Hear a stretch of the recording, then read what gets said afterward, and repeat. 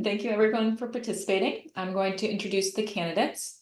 Holly Eaton is the current representative for Maine House District 15, where she has served for 2 years. Raised in a fishing family, Holly has deep roots in the community, but her democratic values extend beyond the industry. She has championed key issues such as reproductive freedom, affordable housing, and investment in coastal infrastructure, and serves on the Transportation and Marine Resources Committees. As a single mother, she understands the struggles working families face and advocates for policies that support them and seeks to be a voice for all residents of District 15. Jason Joyce is running as an independent, nonpartisan 8th generation Islander and lobsterman, town select board member, and board member of 3 Maine state lobster boards and 3 private lobster boards. He is a licensed captain, Maine registered guide, licensed arborist, and a small business owner. Joyce is also a father of 4, grandfather of 4, and happily married husband for 35 years to his high school sweetheart. He says he is blessed to live in District 15 and looks forward to representing the district's interests in Augusta if elected. Now I will turn it over to the candidates for their opening statements. Holly, I think you drew to go first. Thank you very much. Hello, I'm Holly Eaton, and I'm proud to serve as your representative for District 15. I was born and raised in this community, and it's where I've chosen to raise my own family. I come from a family of fishermen, and I've spent years working as a sternman, so I deeply understand the culture and the industries that are the lifeblood of our district. Alongside my community involvement, I've worked in education and served on numerous local boards, including Island Pride, the Healthy Island Project, and the school board. These experiences have driven me to serve as your representative, bringing a grounded, personal perspective to the issues we face. As a single working mother of 2 young children, I know firsthand the challenges many families in our district are facing, from rising housing costs to childcare access. I've often had to make difficult decisions about balancing my legislative duties with my responsibilities as a parent. While this balance has meant my attendance in Augusta was not always perfect, I've always been upfront about my commitment to our district. I believe that transparency and honesty are critical in public service. Over the past 2 years, I've focused on advocating for key issues like reproductive freedom, affordable housing, common sense gun legislation, and coastal infrastructure improvements. I also worked on the bipartisan efforts to secure $60 million in storm relief, ensuring that our district remains prepared and resilient. I've always put the district's needs above party lines, which has meant voting in opposition to some major initiatives like offshore wind development and the proposed development of Sears Island, where I've advocated that Mac Point is a better location. In the legislature, I've served on the Marine Resources and Transportation committees, working closely with the Department of Transportation to address our infrastructure needs. My work in these areas has been deeply personal because I believe that whether it's ensuring safe roads and bridges or supporting sustainable fisheries, these are the foundations of a thriving community. As a voter, it's important to know that the person you've elected shares your values and ethics. I want you to know that 100% of the time you can be sure of my position and my dedication to this district. I will always stand for what's right and for what I believe in is in the best interest of our community. Thank you to the League of Women Voters for hosting this forum, and I'm happy to be having this important conversation with all of you tonight. Thank you. Thank you. Jason, your opening statement. Hi, my name is Jason Joyce. I'm a lobster fisherman from Swan's Island, Maine. 8th generation fisherman. Family moved here first in 1806. Yeah, deep fishing roots. I've been a town selectman. I'm in my 8th year, so I've been elected 3 times to that. After getting elected as a selectman, a lot of the things that I would see before I was elected, because I'm vastly I don't want to toot my horn. I know a lot about fishery stuff. I'm very passionate about it. My grandfather used to go to the Maine Fishermen's Forum. My dad did. Grew up going to all of these hearings, trying to stop needless regulations and supporting regulations that supported the industry, like zero tolerance on the V notches and supporting the gauge. And one of those issues that are coming up right now is there is a proposed gauge increase for lobstermen, which I just found out has been passed by the ASMFC, which is a federal agency. We have 3 commissioners that represent us on that agency. And they voted in favor of kicking that gauge increase ahead to July 1st. That was supposed to take an effect this last January. And my opposition to that is because I believe that the data that they have is inconclusive, that there is any sort of a downturn in the fishery and the robustness of the brood stock. Last year, we had a large, one of the larger years of settlement, which is when larval stage lobsters go to the surface. When they hatch out of the eggs, they go on the surface for 7 to 10 days, then they settle. And they'll go and they'll run through these settlement surveys to see how many little lobsters are settling. And that was up this last year. That to me is indicative of a population which is strong, but it's been a difficult year. Water temperatures are down in the Gulf of Maine. Water temperature being down significantly impacts how quickly the lobsters grow. The colder the water temperature, the slower the growth of the lobsters. But anyways, I've been a selectman I'm in my 8th year, and I've learned through that, whether dealing with general assistance, just local town issues, that it's not my view that's important. It's the majority's view in our town.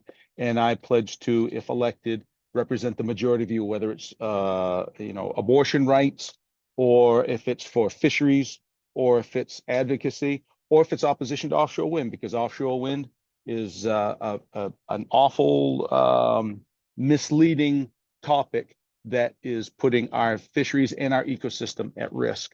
I was talking to a guy last week, and this is crazy, but he wanted me to put some equipment on my boat to study, to see if I could hear any bats. And I'm like, what do you need stuff for bats? Well, bats That's are, time, Jason. oh, I'm sorry. Now they're gonna call me Batman. All right, we'll go into our first question. We faced some devastating storms last winter. What should the state of Maine do to mitigate and or prepare for these effects in the future? Jason. Well, I mean, those storm effects were drastic. I've never seen anything like it. I've lived here my whole life. We had 3 feet of water on top of our dock 3 days apart. Had a fair amount of damage on the island. And I appreciate the governor putting together a resiliency plan to beef up the infrastructure and repair things as well. So I support those efforts. And as moving forward, I would also support policies in which monies are designated to building resiliency within our infrastructure. I believe that's very important. We're mostly an island district. Brooklin is the only town that's not on an island, but they still are coastal. And there's a lot of erosion that happened there as well. So, that would be my approach as far as, in regards to the storm damage that happened and future storm damage. I've got and I don't know, I can't see a timer on here. We're supposed to have a timer here somewhere, but I'm just going to flap my gums till you wave your arms. I think of a lot of things. Our private dock, my family's owned that since 1946. And the last time we drove some pilings there in the mud was probably 15 years ago. And in the whole broad scheme of things, as we talk about different effects of this, we had a storm surge, which was, it's an anomaly that happens all up and down the, in the world, but all of a sudden, also up and down the East Coast. But our docks are gradually sinking. Those pilings are driven into mud. So, building resilience into our private docks and into town infrastructure is important, and to build those things back up, because everything is settling and there's erosion all the time. So, and I don't see a timer here, so I'm just going to shut my mouth down. Holly, same question about storms and what should the state do to mitigate and or prepare for the effects. Great. Okay. Thank you. Coastal resilience is crucial for District 15. We've seen firsthand the impacts of climate change on our marine infrastructure and coastal towns, as well as our ferry services to the unbridged islands. The storms last winter were some of the worst we've experienced, and they exposed vulnerabilities in our roads, causeways, the bridges, the whole infrastructure. I supported the $60 million in storm relief, which was an important step in helping towns recover from the damage. Looking ahead, it's clear that we need to continue investing in infrastructure that protects our transportation networks. Again, the roads, bridges, ferries, all of the above, so that we remain connected even in the face of severe weather. We also need to strengthen our emergency preparedness by supporting local communities in developing climate action plans and ensuring resources are available for swift response when future storms hit, because as we know, they are going to hit. Importantly, the cost of these preparations should not fall on the backs of local ratepayers. I will continue to advocate for the use of federal funds to support climate adaptation and infrastructure upgrades, ensuring that our communities are protected without bearing the financial burden. By focusing on federal funding, resilient infrastructure, and proactive planning, we can better protect District 15 from the future impacts of climate change. Thank you. Thank you. Our next question is, from nursing home closures to shrinking hospital and clinical services, Maine seems to be facing a crisis in rural healthcare. How should the legislature address this vital issue? Holly.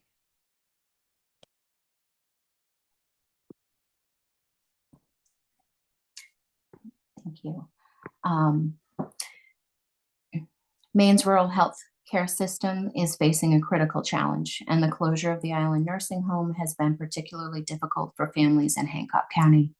Without a local facility, residents are forced to send their elderly loved ones far from home for care, which places an enormous emotional and financial strain on families. Efforts have already been made to reopen or repurpose the nursing home, but we need to look beyond that as a solution. The real challenge is addressing the systemic issues facing rural healthcare, such as staffing shortages and the financial sustainability of rural facilities. To address these challenges, I believe we need to increase Medicaid reimbursement rates to make it more viable for healthcare providers to serve rural areas, expand telemedicine services to ensure that residents in remote areas can access specialized care without needing to travel long distances, provide more support for rural healthcare workers through incentives like student loan forgiveness or housing assistance to attract professionals to underserved areas. Ultimately, we need to focus on making rural healthcare both accessible and sustainable. By supporting the workforce and expanding innovative care options like telemedicine, we can ensure that the residents of Hancock County and rural Maine have access to the care they need. Thank you. Jason, same question. Oh, in regards to healthcare, you know, I went to a nursing association group on MDI back probably 2-3 months ago. I had to speak to them about some things, thank them for care of my dad. But I asked them, I said, what are the issues that are here? We live on an island. Like I said, several of these islands are unbridged, so you can't get to them by a bridge. You have to go by boat, which, you know, it's a difficulty. One of the issues is that when they do, you know, we've had the nursing homes closed, which is, to me, it's an embarrassment. In the last 20 years, we've had almost 60 nursing homes that we've lost. We did lose the one up in Deer Isle, and I know people on that board. Hopefully they can come back with some sort of an assisted living, some sort of a thing there. But I think it's, you know, I want to say shameful. I'm not putting blame on anybody, I guess, as far as there is a lack of work there or workers. But I do, I feel it is shameful as a society that we have not prioritized our nursing homes and elder care. In regards to the elder care on the islands and on, you know, on the mainland as well, these nursing associations only get 50 cents on the dollar from Maine Care. They get 60 cents on the dollar from private health insurance. I would advocate for increasing that to 100% on the Maine Care and coming up with a fill-in for private insurance that is not meeting those needs that those nursing associations have, because the embarrassing part of this is these people are caring for our elderly. We have no place for the elderly to go, and they have to go to private donors and hold their hands out and ask for donations. And I think that's embarrassment as a society that we have gotten to that point. Other than that, healthcare is a mess, absolute mess. Going and attending, not attending, but going with my dad to the hospital up to Northern Light. It was a nightmare. MDI hospital was amazing, and they're independent, and I like that. And I don't know. I do not like the big conglomerates that come in and take things over. And I think that is an opinion that's reflective of, I would say, pretty much everybody in this district. Thank you. The next question is, what are the social and economic impacts of limited housing in your area? What role can the state legislature play in addressing them? Jason. Oh, the social and economic impacts. Well, if you don't have a workforce that can afford to purchase a property and live there, well, the problem is you have an unbridged island like us or these small coastal communities, you end up, boarding up the homes, and it's a seasonal community, and I don't want that. Personally, I think that I've thought of different, I've gone around to the different town managers and select boards at each of the towns. And I look at this also, the way I view the job of a representative is to represent how that issue affects District 15. A lot of these questions and a lot of questions that we get as candidates is, how will you do this? How will you do that? I think of it as, how does it affect my district? Not necessarily how it affects the state as a whole, because I feel that is more that would be my elected job, is to represent the issues here. So one issue that I see is, I see land trusts coming in and offering tax incentives, federal and state, to wealthy landowners whose families decide they don't want to keep their property anymore. And what happens with that is that massive land, 40 acres of, let's say 40 acres of land, that whatever that was taxed at by the town, now we get paid tax 10 cents on the dollar. So now everyone surrounding in the town, their taxes go up to make up for that shortfall. And then however that is managed, that will never generally get back on the market. They can do some things so they can get back on the market. So I'm in favor of advocating for extending those abilities of the municipalities to offer, I don't know how you do it with federal, but I would investigate it, but federal and at least state tax incentives to landowners who decide that they want some sort of an incentive, not necessarily a payment, to be able to do a greater good, donating that to the towns, and then the towns have the ability to extend those tax incentives, and then be able to have a committee within the town that can determine how that land can be sold, kept on the market at a reasonable price, so that it's affordable housing, not temporary housing, not rentals, but affordable housing for the local community. And somebody told me I need to go on this at a different view. I've got my phone set up, so I'm kind of stuck here. I can't see my timing. So you just wave if I've pretty much answered it. I believe it is an issue. But when you talk about, I guess statewide, the one issue would be, I have heard that DEP permitting is horrible. People will go in and get a local permitting for larger facilities. And they will get the local permitting, go to DEP. DEP can take up to 2 years, and then they come back for the building, and then all of a sudden they've lost their local permitting. So I think DEP permitting on a larger scale for larger communities needs to be addressed. But the people in my district that live in these communities that I'm representing, I see that the sale of land to the land trust and not the towns is okay. Sorry. Yeah. Sorry, you can't see the timer. Holly, same question. What are the social and economic impacts of limited housing in your area? The housing crisis in District 15 is one of the most pressing issues we face. Working families, young professionals, and seniors are all struggling to find affordable year-round housing.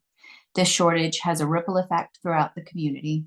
When families can't find homes, they leave the area, which in turn affects school enrollment and weakens our year-round population.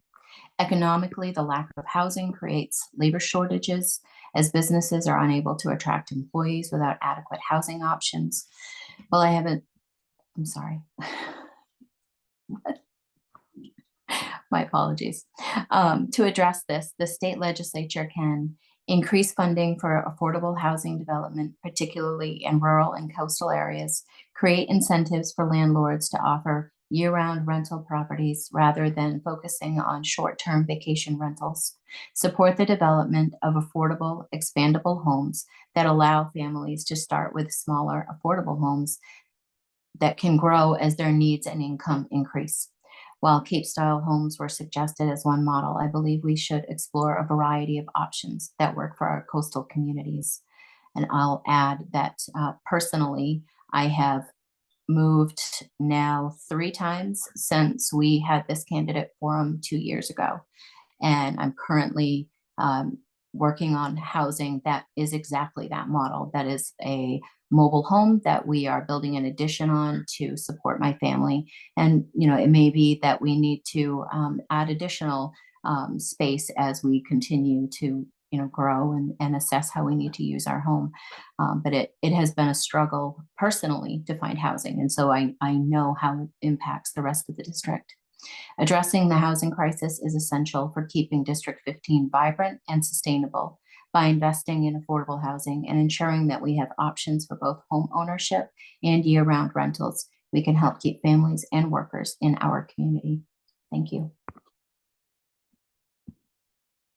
Thank you. All right, now we will move into the audience questions, and the response time for these is 2 minutes. And the first audience question is about the ferry service. In your opinion, what are the issues with Maine State's ferry service on Vinalhaven, North Haven, Swans Island, and Frenchboro? And how will you, or have you helped address and resolve those issues? Holly?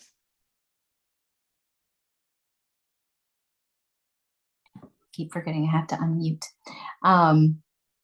I live on a bridged island, and so it has been a learning curve to understand how the ferry service works.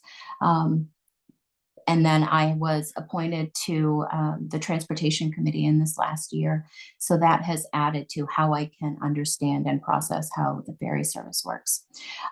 Personally, in this last year, I did support not, how do I word that? The concern over the ferry rate being increased. I was an advocate that rate not be increased, as that is an exponential cost for those residents who live on those islands that need to use the ferry access. And I will continue to do any sorts of support that I can as we move forward. Thank you. Jason, your opinion on the ferry service and what Sure. how would you help resolve?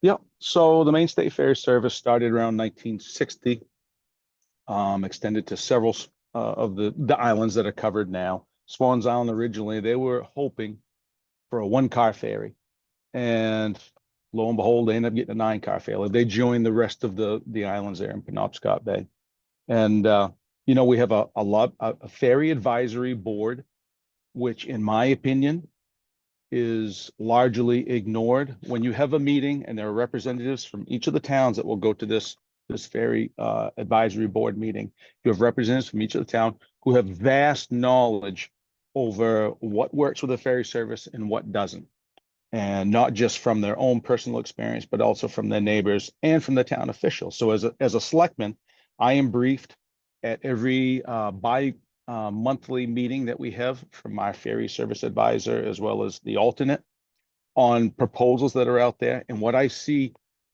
overwhelmingly is great ideas that come from this ferry advisory board. They go and they're discussed in the board. DOT takes that, they bundle it all up, they go to Augusta, and then all of those good ideas just vanish. They aren't utilized. So I have written a bill which I would introduce that would extend the ability of the Ferry Service Advisory Board to present bullet points, advice, basically give advice on not administratively. There's an issue there too, but advice on operations and on finances. The pay for the ferry service crews is way too low. The governor set aside $750,000 to pay for out of state traveling people to come in. And I feel that money should have been invested in the contracts with the people who actually live here that help sustain our communities and our islands, especially when those crew live on our islands. Thank you. That's time. There you go. The next question is, how have you financed your campaign? Jason. The last time I financed my campaign, I went with, was it Maine? Oh, tell me what it is. What's it called? Clean elections? Yep. And so I financed it with that. I thought, well, you know what? A lot of people seem to do it. And wow, you could raise up to, if you get enough signatures, you could raise up to $17,000, around $500. And I thought, well, that would be more than enough to run a campaign. And lo and behold, we ran out of money. It doesn't go anywhere. You do mailers, postage is expensive. So this time I thought, well, you know what? It's a sacrifice. I think people will realize a sacrifice, and I'll run traditional. So I ran traditional. It's very difficult to raise money, especially where a lot of my support comes to fishing industry, and it's been a very difficult year financially. So I'm running traditional, and we're careful what we spend our money on, but we bought 500 signs, we bought some banners, and we're running out of signs. But actually, we're all out of signs. I think we might have 5 or 10 that are around in the towns that haven't been asked for yet. But those are disappearing. So, but yeah, it's very difficult, but I'm running traditional. I ended up not going with the clean elections just because I thought it would be easier to raise money than it is, but it's very difficult. And I hate to go to people and say, hey, could you contribute to my campaign? Because I know for people in my district, it's been a very difficult year financially. So, but we're making do. So. Thank you. Holly, how have you financed your campaign? Well, I'll give background information much like Jason did. 2 years ago, I ran as a clean elections candidate, and that worked really, really well. There's a lot that goes into running a campaign, and so to have that level of support was really, really helpful, particularly since I was a new candidate. I never run at that level before. And so this time, it was easy for me to decide that it was the right choice to go ahead and run again as a clean elections candidate. I think it's really important. I understand what Jason's saying. It is hard to ask people for donations. It's hard to say, hey, could you help out my campaign? Which is part of why I felt, and I continue to feel like $5 is a really respectful amount of money to ask someone to contribute to your campaign. Generally speaking, it's easy for someone to come up with. It means that across the board, you're being supported by the people in your district. And I felt like that was really important, that I knew that the $5 that was being donated came from people within the district. And so therefore the money that I raised as a clean elections candidate was, cleanly from all the people in the district and no outside interests. Thank you. Thank you. This person says, as a parent and an educator, I am concerned about the messages our children see. Politics have become increasingly ugly and divisive in recent years. Do you believe that attack ads send an acceptable message? Holly. I also am a parent. I have 2 young children. I have a 5-year-old and an 8-year-old. The 8-year-old is paying a lot of attention, not only to my campaign, but also across the board. He's asking a lot of questions. He wants to understand how politics work from the top down. Who's the president now? Who's running to be president? He watches all of these ads, and I get a lot of immediate feedback from him. I don't want that enjoyment, that inspiration to be diminished from my child, for both of my children, really. I want him to be really engaged in the process and to enjoy learning about it. And when we have attack ads, it really makes it hard for someone to continue to hear what the messages are, to really learn what the candidate is about rather than hearing what the candidate isn't about. So I feel as though they don't help anybody. They hurt children. They hurt the candidate. They really look.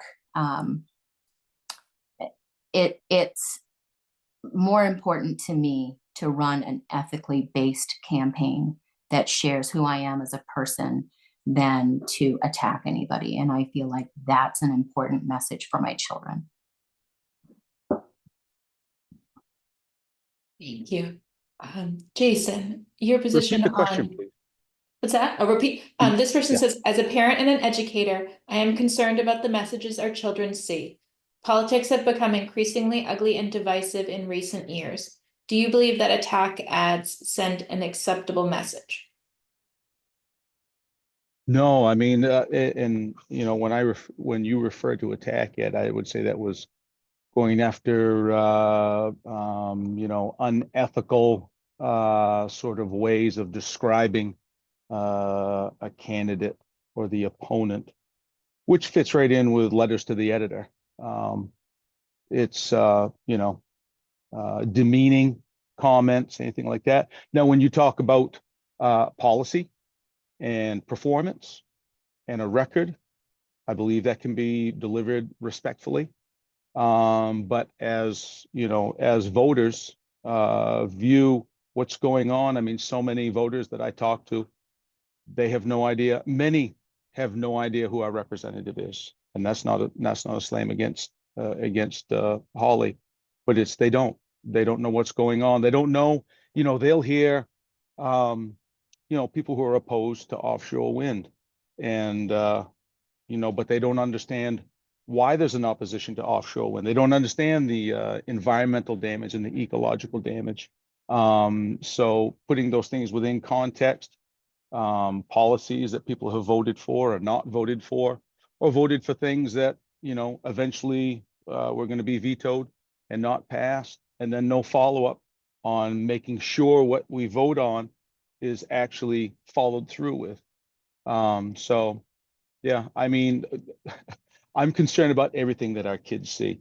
And I don't, yeah, you're right. So there are some bad stuff that I've seen, like on as far as TV on those commercials, because I guess kids would see that. But I don't feel like that's been within our campaign. Thank you. We've received several questions related to reproductive health care. As a state representative, do you see a need to expand or restrict access to reproductive health care for Maine women? Jason, do you want to start that one? Yep. I recognize and understand that the majority of the people in this district are pro-choice, and I respect that. And I would not vote to eliminate abortion or ban it. But to be fair, I feel that the expansion beyond the age of viability from 24 to 28 weeks into late-term abortion is not the view of the majority in this district as well. And if you want to look statewide, I don't feel it's the majority of the statewide either. I've spoken to a lot of people who are pro-choice. Most of them are pro-choice, but they were quite upset that the expansion into late-term abortions was voted on and it passed. So I'm not going to vote to eliminate abortions or anything like that. But if there is a bill to vote on to bring those late-term abortions, to ban those, other than in the life of the mother, or extenuating circumstances, if there is a bill to bring that back to the age of viability, I would support that, because, as I said, I feel that was common ground that was there. And I feel that when you have testimony of 1,100 people showed up in opposition to that late-term abortion bill, 58 people showed up in favor of it. only 13% of the people who showed up were in favor of that. I think that should have given our legislators pause to reconsider and what that bill entailed, and if the districts and the state really supported that. Thank you. Holly, same question. Can you read it again, please? Sure. As a state representative, do you see a need to expand or restrict access to reproductive health care for Maine women, including access to abortion and contraception? I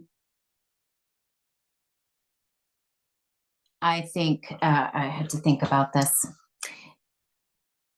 You know, I believe very strongly that it's a woman's right to have reproductive health care. I would and have continued to support any abortion measures that have come through the legislature in my term, and I will continue to support any legislation that comes through. You know, we don't know what's happening inside of a woman's doctor's office. We don't know what's happening in her family. We don't know what's happening for her personally, healthcare wise. We don't have that information, and it's not up to us to make those decisions for someone else. It is important, however, that we protect that person's right to be able to make those decisions. The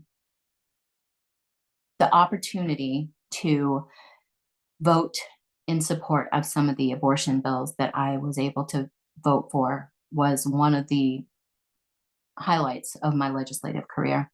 You know, yeah, one of the times that we had a vote, LD 1619, I didn't have childcare. I was home. I was not able to be in Augusta that day. As a single parent, that happens quite frequently. And I did. I got a phone call asking me if there was any way that I could come down and help vote and secure that LD 1619 would come through.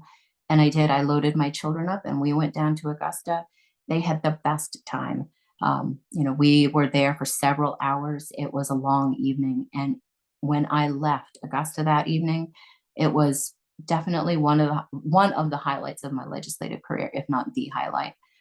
So I will continue to support and advocate for any woman's rights to access any and all reproductive care that she needs. Thank you. Thank you. Next question. How do you intend to work across party lines? Holly. That's a great question. You know, one of the things that I think of when you ask that is, and it hasn't come up particularly as a question, but I will bring it up, offshore wind. That is something that traditionally the Democratic Party has been in favor of offshore wind, you know, for multiple reasons. And as the district representative, and personally, but as the district representative, I have consistently voted in opposition to offshore wind.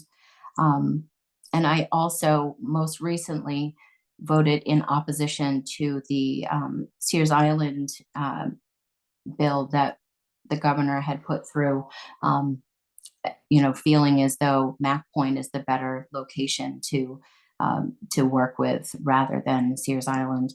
You know, these are just some examples of bills that I have voted on, that I've voted with my Republican colleagues rather than with my Democratic colleagues, because it's important to make sure that when important issues like offshore wind and others come up, that as the representative, you are able to vote for the district first. And I will continue to do that. Thank you. Jason, how do you intend to work across party lines? I do within my town. A lot of these, you know, when I became an independent, so I unenrolled a year ago last May, and going around the district 2 years ago, as opposed to this year, running as an independent, it's been very, it's been nice. I've been able to go to, as I said, I've gone to each of the town select board meetings. And, you know, I think when you show up and you represent as a party member, I think it puts people on edge of either party. And I feel like being an independent is good. And I don't post things that are, partisan or whatever. I really don't care about that. None of these issues that I see that the towns are starving for representation on within here, like whether it's the road, seawall, the bridge, the causeway, ferry service, those aren't partisan issues. So it's been very freeing not to lug someone else's political views on my back as I try to advocate and express my willingness and desire to advocate on behalf of the towns in the district to the state. I think you have to be an independent. I don't think you can be the member of a party because people, each party has their base, and each of those base get really worked up. And I feel that as a member of a party, you can kind of get that, maybe post some things, so you can say some things like, imply that maybe a third, a half of the people in your district don't know what they're doing. So I walk right away from it and just look at the issues. And I'm not interested, just like I said, I'm not in favor of banning abortion or anything like that. These are things that I feel are reflective of the district. I have no interest in partisan politics. Thank you. The next question is about the lobster fishing industry. The asker notes the lobster fishing industry has been under pressure from regulations and the prospect of offshore wind. Both candidates have stated they care for the industry. Their question is, what specifically have you done to advocate for the lobster industry on those two issues? Jason, do you want to start that one? Two issues. There was offshore wind, and what was the other thing? Regulations, federal Regulations. fishing Okay. regulations. Yep. I've testified. So this to me is showing a level of my support for the industry.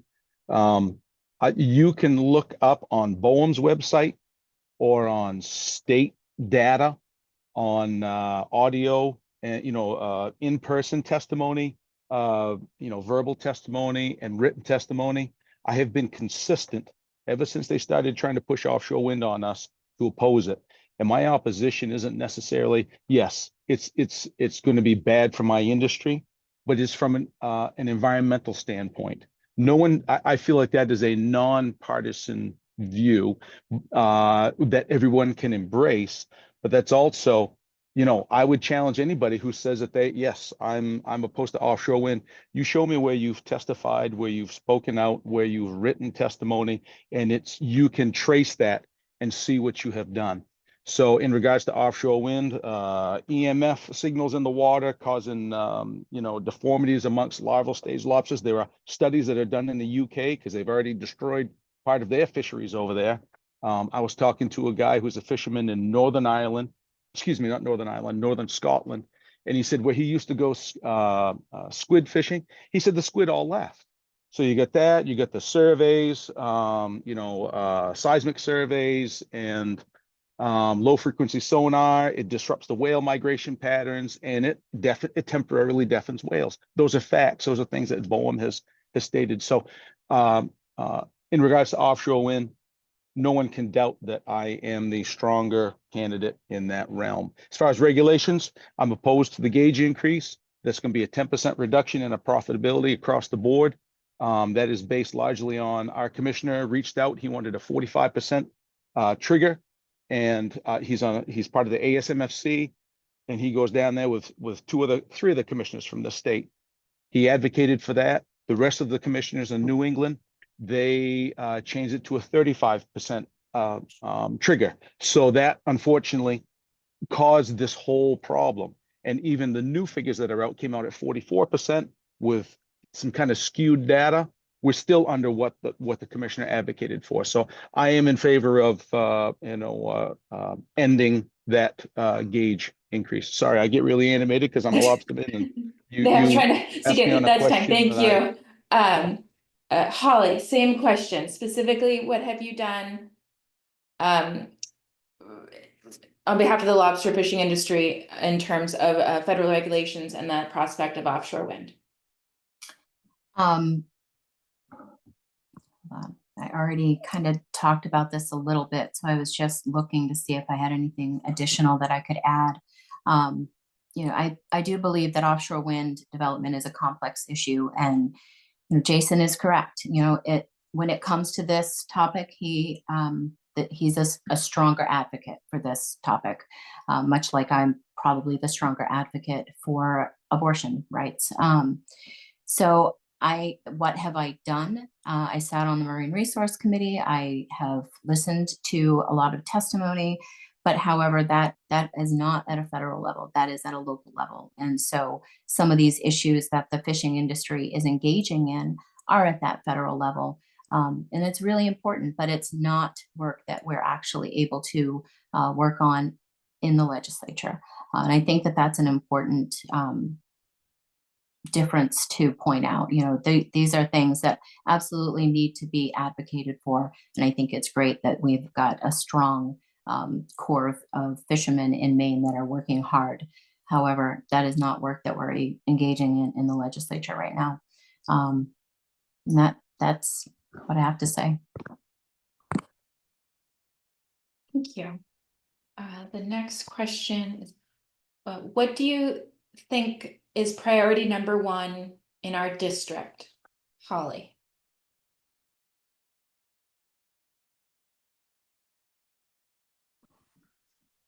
I think priority number one for me comes back to housing. And I know I kind of talked about it, but it is really hard in this district to find housing, whether you're looking for a rental house, apartment, or you're looking for something to buy. It has become increasingly challenging to obtain and to retain housing. That is, in my opinion, the number one issue, because it is connected to so many of the other infrastructure issues that we face as a district. And it's not just the district, it's across the whole state. We are experiencing this crisis outside of the district. It is the whole state. And so there are some resolutions and some work that we can do that really support the whole state, but we need to make those available to our district. And that may mean that we need to change how we look at it, how we talk about it. In my opinion, it's the number one thing on my mind. Hopefully, personally, I have secured housing. I am finally in a space that, a landlord or a homeowner, but the landlord is not going to say, we're selling the house and you need to move. And then I have to pack up my family and all of our stuff and move again. I absolutely feel heartfelt emotion for people who go through this on a regular basis. I feel lucky that I have a support system that was able to step in and say, we need to make sure that you have secure housing because it's so hard to establish in this district. So personally, that's the number one issue that I see on my radar coming into this next legislative session. Thank you. Thank you. Jason, what do you think priority number one is in your district? Priority number one to me is representing the needs of each of the towns in the district. Each one is unique. The needs, it's hard to nail it all down on one. Overall, lobstering is our big industry that is in here, but it's not our only industry. You take Hinkley boats over in Manset. I mean, there's a lot of employees that are there. But you take Billings Diesel.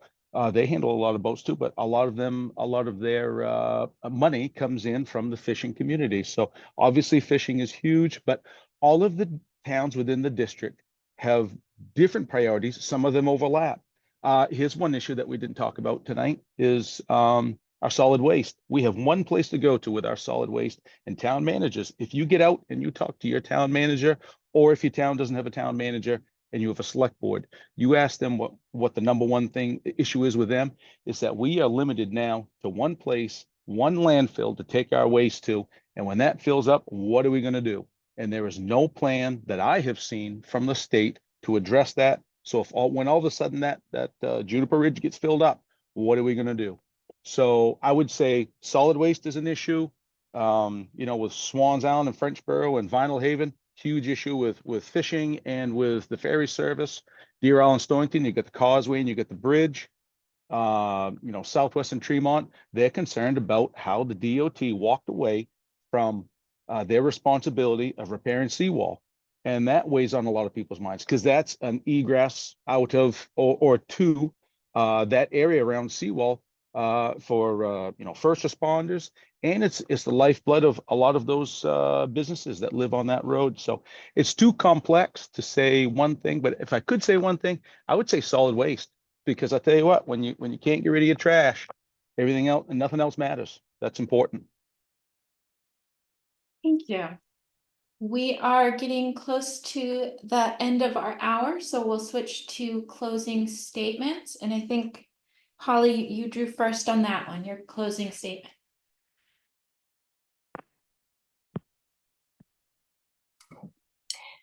Thank you again to the League of Women Voters for hosting this forum, and to everyone who has taken the time to engage in this important conversation. As your representative, it has been my honor to serve everyone in District 15, and I will continue to do so. I've always put the district first, whether it's standing up for our fishing industry, advocating for affordable housing, or ensuring that families have access to the resources they need. I will continue to vote in opposition to offshore wind projects that threaten our way of life, while also standing strong for LGBTQ rights, reproductive health care, and advocating for the passage of the Equal Rights Amendment here in Maine, because it's time we joined other states in enshrining equal rights for all. What distinguishes me as your representative is my commitment to serving not just one group, but the entire district, especially those who often go unheard. It's important to have voices in the legislature that reflect the realities of working families and mothers of young children. When we are left out, the systems that support families and childcare infrastructure become fragile. I'm proud to be that voice for our district and continue advocating for policies that strengthen these vital supports. There's still a lot of work to be done, and I'm committed to advocating for our community at every turn.